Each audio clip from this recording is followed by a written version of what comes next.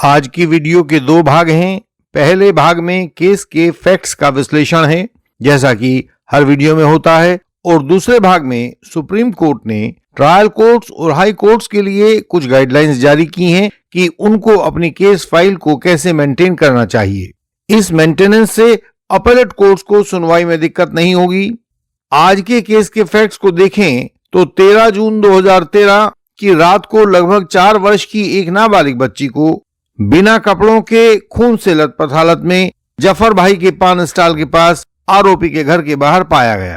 Record के अनुसार बच्ची को कुछ स्थानीय युवकों ने उठाया और एक नजीर भाई नाम के व्यक्ति के पास ले जाकर उसको सौंप दिया। नजीर भाई ने एम्बुलेंस बुलाकर उस बच्ची को सरकारी अस्पताल में भिजवा दिया। उस समय बच्ची न तो अपनी पहचान बता पाने की स्थिति में थी और न ही किसी व्यक्ति के विरुद्ध कोई आरोप को स्पष्ट कर पा रही थी। यह भी नहीं बता पा रही थी कि उसके साथ आखिर हुआ क्या है। रात 12:05 पर कलोल पुलिस स्टेशन में एफआईआर दर्ज कर दी गई, जिसे प्रारंभिक रूप से अज्ञात व्यक्ति के विरुद्ध दर्ज किया गया था, यानी आरोपी को अज्ञात दिखाया गया था। आज का केस है मनोज भाई जेठा भाई Parmar versus state of Gujarat. यह क्रिमिनल अपील नंबर 2973/2023 थी, जिसे जस्टिस विक्रमनाथ और जस्टिस संदीप मेहता की बेंच ने 15 दिसंबर 2015 को, यानी कि परसों तरसों, डिसाइड किया है। इसमें सुप्रीम कोर्ट के सामने यह प्रश्न था कि क्या सर्कमस्टांशियल एविडेंस की हर कड़ी बिरदी चंद वाले केस के फॉर्मूले के मुताबिक कंप्लीट और आपस में जुड़ी हुई थी, और क्या आरोपी की कन्विक्शन कानून के मुताबिक की गई थी। सुप्रीम कोर्ट ने यह भी देखा कि ट्रायल कोर्ट व हाई कोर्ट दोनों ने केस फाइलों को बहुत बेतरतीब तरीके से लगाया हुआ था। एविडेंस कहीं था, इन्वेस्टिगेशन की फाइलें कहीं बिखरी हुई थी, इन्वेस्टिगेशन के डॉक्यूमेंट्स ऊपर नीचे पड़े हुए थे, केस के पर्टिकुलर्स भी कंप्लीट और सलीके से नहीं लिखे गए थे। इस बात से आहत होकर सुप्रीम कोर्ट ने ट्रायल कोर्ट व हाई कोर्ट के लिए मुकदमे की फाइलों को कैसे मेंटेन किया जाए, इस पर उनके लिए नियम बना डाले हैं। सुप्रीम कोर्ट ने एफआईआर की सारी त्रुटियां देखी। प्रोसिक्यूशन स्टोरी के मुताबिक एफआईआर उसी व्यक्ति नजीर भाई के द्वारा लिखवाई गई थी, जिसे 4 व्यक्तियों ने बच्ची को सौंपा था, और उन्हीं 4 लोगों ने नजीर भाई को यह भी बताया था कि उन्होंने बच्ची को इस हालत में आरोपी के घर के बाहर देखा था। लेकिन उसके बावजूद नजीर भाई ने जो एफआईआर दर्ज करवाई, उस एफआईआर में ना तो आरोपी का नाम दर्ज था, न उन 4 युवकों का कोई विवरण दिया गया था जो बच्ची को लेकर आए थे, और न ही किसी प्रकार की लास्ट सीन परिस्थिति के बारे में बताया गया था। सुप्रीम कोर्ट ने स्पष्ट रूप से यह कहा कि जब शिकायतकर्ता को घटनाक्रम से जुड़े महत्वपूर्ण तथ्य पता हों, नजीर भाई को जब घटनाक्रम से जुड़े हुए महत्वपूर्ण तथ्य पता हों और फिर भी वे तथ्य एफआईआर में दर्ज न करवाए जाएं, तो यह बात एफआईआर की सच्चाई पर वार करती है। कोर्ट ने यह भी कहा कि इस चुप्पी की जिम्मेदारी ना तो अकेले पुलिस पर डाली जा सकती है और ना ही इसे नजरअंदाज भी किया जा सकता है। हुआ तो बहुत बड़ा गड़बड़झाला है। इसके बाद सुप्रीम कोर्ट ने पाया कि जिन युवकों के पास बच्ची सबसे पहले थी, जिन्होंने उसे आरोपी के घर के बाहर से अपने पास लिया था, उनका ना तो मेडिकल एग्जामिनेशन करवाया गया था, न उनके कपड़े जब्त किए गए थे, और ना ही किसी प्रकार के उनसे बायो सैंपल्स लिए गए थे। इसके विपरीत जांच के बहुत प्रारंभिक चरण में ही एक व्यक्ति के खिलाफ उसको केंद्र में रखकर सारी इन्वेस्टिगेशन उसी दिशा में मोड़ दी गई थी और उसी को बाद में आरोपी बना दिया गया। सुप्रीम कोर्ट ने इस जांच को बिल्कुल सेलेक्टिव और एक तरफा बताया, जो कुछ चुनिंदा तथ्यों और एक खास आरोपी पर ध्यान केंद्रित करके की गई थी। प्रोसिक्यूशन के अनुसार 4 लड़कों ने कथित तौर पर आरोपी मनोज जेठा भाई परमार को बच्ची को उसके घर के बाहर धकेलते हुए देखा था, और उसी आधार पर यह कहा था कि बच्ची आखिरी बार आरोपी के साथ देखी गई है, यानी कि जो लास्ट सीन थ्योरी थी वो बस इतनी सी थी। इसी कथन को प्रोसिक्यूशन ने लास्ट सीन थ्योरी के पूरे सर्कमस्टांशियल एविडेंस के रूप में कोर्ट में पेश कर दिया। कोर्ट ने कहा कि इस तथाकथित लास्ट सीन के गवाहों का आचरण सामान्य मानवीय व्यवहार के विपरीत था। कोर्ट के अनुसार ऐसे गवाहों की गवाही को बिना गहन जांच के स्वीकार करना कानूनन खतरनाक है, विशेषकर तब जब पूरा केस सर्कमस्टांशियल एविडेंस पर आधारित हो। ट्रायल कोर्ट ने प्रोसिक्यूशन के द्वारा परिस्थितिजन्य एविडेंस को, सर्कमस्टांशियल एविडेंस को बिना उसकी प्रत्येक कड़ी की स्वतंत्र और कठोर जांच किए ही पर्याप्त मान लिया था और इसी आधार पर आरोपी को कन्विक्ट भी कर दिया था। इस कन्विक्शन को जब हाई कोर्ट में चैलेंज किया गया तो हाई कोर्ट ने भी मैकेनिकल अंदाज में इस कन्विक्शन को बरकरार रखा। सुप्रीम कोर्ट ने इन दोनों अदालतों के तरीके पर गंभीर असंतोष व्यक्त किया और कहा कि दोनों अदालतें अपराध की भयावहता से इस कदर प्रभावित हो गईं कि उन्होंने अपनी जुडिशियल ड्यूटी को छोड़ दिया और सर्कमस्टांशियल एविडेंस की कानूनी कसौटी का पालन नहीं किया। एफआईआर की त्रुटियों, डिफेक्टिव इन्वेस्टिगेशन, कथित लास्ट सीन गवाहों का विचित्र व्यवहार, इन सब पहलुओं को न तो ट्रायल कोर्ट ने और न हाई कोर्ट ने पूरा कानूनी महत्व दिया। सुप्रीम कोर्ट ने दोहराया कि प्रूफ बियॉन्ड रीजनेबल डाउट की बजाय अनुमान के आधार पर कन्विक्शन नहीं की जा सकती है। अरे भाई, यही बात तो हमने भी पिछली वीडियो यानी कि वीडियो नंबर 124 में भी पूछी थी। आप उसे सर्च करके देखें कि वहां कन्विक्शन का आधार प्रूफ बियॉन्ड रीजनेबल डाउट से क्यों खिसका दिया गया था और क्यों संदेह के आधार पर उस आरोपी को सजा कर दी गई थी। पूरे एविडेंस के मूल्यांकन के बाद सुप्रीम कोर्ट इस निष्कर्ष पर पहुंचा कि प्रोसिक्यूशन सर्कमस्टांशियल एविडेंस की वह पूर्ण और निरंतर श्रृंखला स्थापित करने में असफल रहा है जो संदेह से परे दोष को सिद्ध करने के लिए जरूरी होती है और जिसे सुप्रीम कोर्ट ने बिरधी चंद वाले अपने केस में अनेक बार अनेक केसेस में दोहराया है। इसके परिणाम स्वरूप ट्रायल कोर्ट और हाई कोर्ट के निर्णयों को सुप्रीम कोर्ट ने निरस्त कर दिया और आरोपी को बरी कर दिया।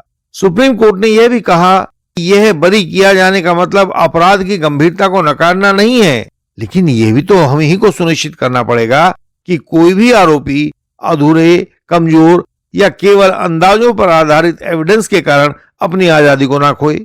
शरद बिरधी चंद सारदा वाले केस की चारों कसौटियों का पालन किया जाए जो इस तरह से हैं कि सब सर्कमस्टांशियल एविडेंस की सारी कड़ियां, पहली बात कि एक दूसरे से स्थापित हो जाएं, दूसरी बात एक दूसरे से जुड़ी हुई हो, तीसरी बात आरोपी की दोष सिद्धि की ओर इशारा करती हो सब मिलकर, और चौथी बात कि सब कड़ियों के बाद किसी भी अन्य वैकल्पिक संभावना की स्थिति की कोई मौजूदगी ना हो। सुप्रीम कोर्ट ने कहा कि इनमें से कुछ भी एविडेंस पूरा नहीं किया गया और इसलिए आरोपी की कन्विक्शन को हटाना जरूरी है, लाजिमी है।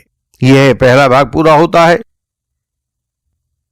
अब हम इस जजमेंट का और इस वीडियो का दूसरा भाग शुरू करते हैं जिसमें सुप्रीम कोर्ट ने अपने रिकमेंडेशंस दी हुई हैं। हमने अपनी हर वीडियो में यह सवाल पूछा है कि सुप्रीम कोर्ट का कानून स्पष्ट है तो नीचे वाली कोर्ट्स उसका कठोर पालन क्यों नहीं करती हैं? सुप्रीम कोर्ट ऐसी कोई व्यवस्था क्यों नहीं देता है जिसमें गलत करने वाली कोर्ट को चिन्हित किया जा सके? यह काम सुप्रीम कोर्ट ने इस केस में पूरा कर दिया है। सुप्रीम कोर्ट ने कहा है कि ट्रायल कोर्ट और हाई कोर्ट के जजमेंट्स में एविडेंस इस तरह से बिखरा पड़ा था कि अपीलेट कोर्ट को यानी कि सुप्रीम कोर्ट को बार बार पूरा का पूरा रिकॉर्ड खंगालना पड़ता था। गवाहों, डॉक्यूमेंट्स और उनके मटेरियल ऑब्जेक्ट्स के बारे में दोनों कोर्ट्स के रिकॉर्ड में बिल्कुल भी व्यवस्था मेंटेन नहीं की गई थी। अव्यवस्थित फाइल को पढ़कर व्यवस्थित जजमेंट दिया ही नहीं जा सकता है। सुप्रीम कोर्ट ने इस तरह की इस फाइल को सही ढंग से व्यवस्थित करने के लिए अपने जजमेंट के पैरा 81 में फाइल मेंटेनेंस के नियम निर्धारित किए हैं और यह सुनिश्चित किया है कि अब आगे से सभी ट्रायल कोर्ट्स इस नियम का तत्काल अविलंब पालन शुरू कर दें। यह अब से ट्रायल कोर्ट्स और हाई कोर्ट्स दोनों को मानने जरूरी हो जाएंगे। सुप्रीम कोर्ट ने जिन नियमों को बताया है उनमें से पहला नियम है ट्रायल कोर्ट के क्रिमिनल जजमेंट्स में अब स्ट्रक्चर्ड प्रैक्टिस अनिवार्य हो जाएगी ताकि एविडेंस की प्रस्तुति बिखरी हुई ना रहे और जजमेंट पढ़ने के योग्य बन जाएं। दूसरा नियम उन्होंने बनाया है कि पूरे देश की ट्रायल कोर्ट्स को अब एक जैसी यूनिफॉर्म प्रैक्टिस अपनानी होगी जिससे अलग अलग राज्यों और कोर्ट्स के जजमेंट में प्रस्तुति की असंगति समाप्त हो जाए। किसी में जजमेंट्स किसी प्रकार से लिखे जा रहे हैं और दूसरे राज्य में दूसरे प्रकार से लिखे जा रहे हैं, वहां की अदालतें अन्य तरीके से लिखती हैं।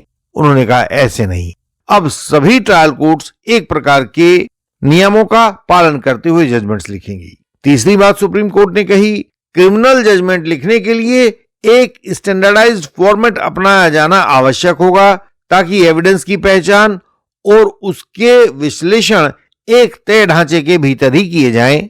ऐसा नहीं कि कोई कोर्ट उसको कहीं पर एनालाइज कर रही है, कोई कोर्ट उसको कहीं पर एनालाइज कर रही है और अलग अलग तरीके से, अलग अलग प्रकार से मटेरियल ऑब्जेक्ट्स को, एविडेंस के डॉक्यूमेंट्स को जजमेंट में इस्तेमाल किया जा रहा है और रेफर किया जा रहा है।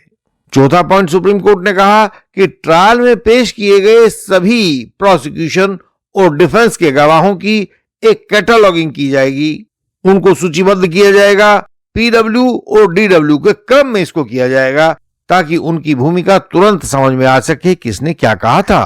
पांचवा पॉइंट उन्होंने बताया है, डॉक्यूमेंट्री एविडेंस की एग्जिबिट वाइज कैटलॉगिंग भी की जाएगी।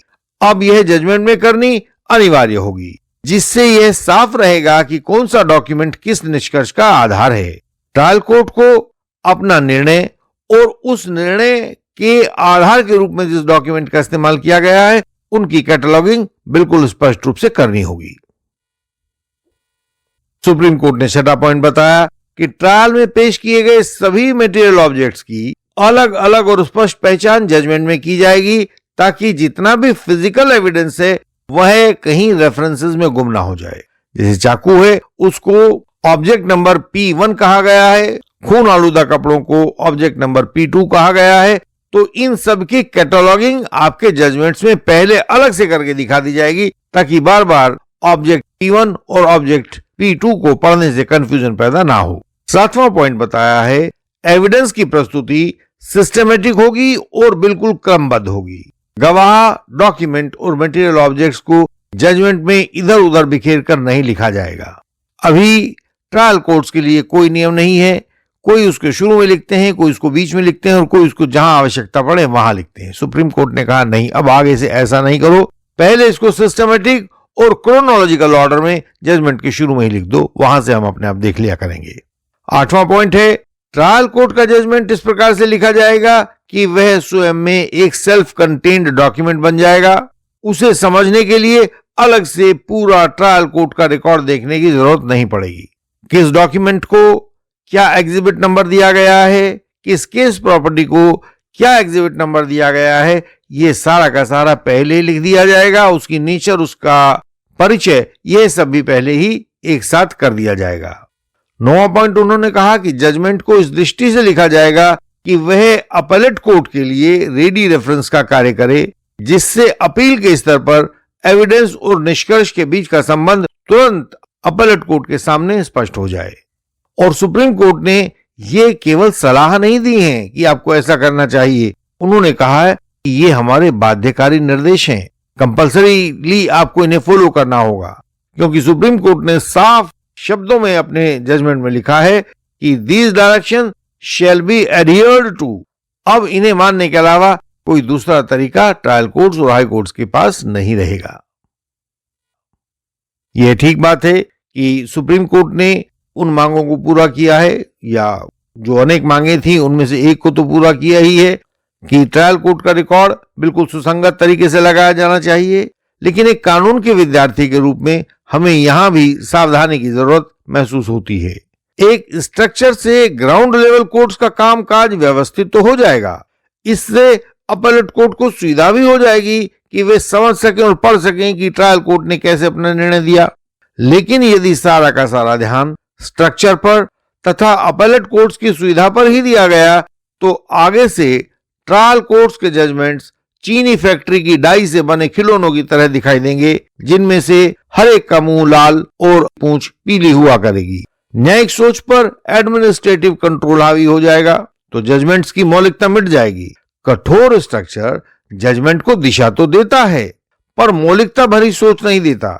लेकिन साहब यह तो मानना पड़ेगा कि इंडियन लीगल सिस्टम हजार बंदिशों के बावजूद वही लीगल डिफेंस देता है जो स्ट्रक्चर के भीतर रहकर भी आरोपी की आजादी को बचा ले जाए, उसको सुनिश्चित कर दे। आप जब हमारे मेंबर बनकर अपने केस के पीडीएफ कागजात हमको भेजेंगे तो हमारे एडवोकेट्स की टीम उन कागजात को पढ़कर आपके केस की एक रिपोर्ट तैयार करेगी। जिसमें आपके केस की वर्तमान स्थिति और संभावित भविष्य बताया जाएगा। क्रैशिंग और डिस्चार्ज पर बताया जाएगा और मेंबर्स को यह मुफ्त बताया जाएगा। आपको ध्यान यह रखना है कि पूरे केस के कागजात साफ साफ और पढ़ने योग्य हों। चादर बिछाकर मोबाइल से पीडीएफ बनाने पर उनको पढ़ना कठिन होता है। जितना पढ़ने में आसानी होगी रिपोर्ट उतनी ही अच्छी बन पाएगी, क्योंकि पूरा ध्यान कानून पर रहेगा। केस में कोई कठिनाई आने पर या पर्याप्त कानूनी सलाह के अभाव में परेशान होने पर आप हमारी रिपोर्ट से जानकारी और स्पष्टता दोनों पा सकते हैं, बिना कोई खर्च किए हुए पा सकते हैं।